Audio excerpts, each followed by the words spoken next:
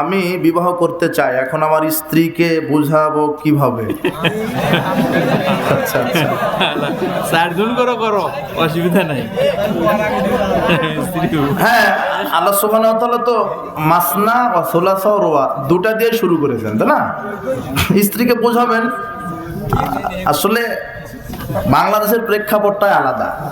আপনি অবৈধভাবে 10টা নারীর সাথে জেনার সম্পর্ক করেন, লোকজন আরো বাহাবা দিবে আপনাকে, এ বাপরে বাপ। কিন্তু বৈধভাবে 2টা বিবাহ করলে বলে যে এর চরিত্র খারাপ, তাই না? আপনি ঘুষ দিয়ে চাকরি নেবেন, সমাজ বলবে ও চাকরিজীবী লোক, হ্যাঁ? আর আপনি বৈধ টাকা দিয়ে চাউলের দোকান দেবেন, বলবে দোকানদার। মানে এদেশের রুচিই খারাপ, সব উল্টা পাল্টা, সব উল্টো পাল্টা। তো আপনার যদি সামর্থ্য থাকে, ক্ষমতা থাকে, দৈহিক, শারীরিক, আর্থিক, বিবাহ করেন। এখানে স্ত্রীর অনুমতির কোনো প্রয়োজন নাই।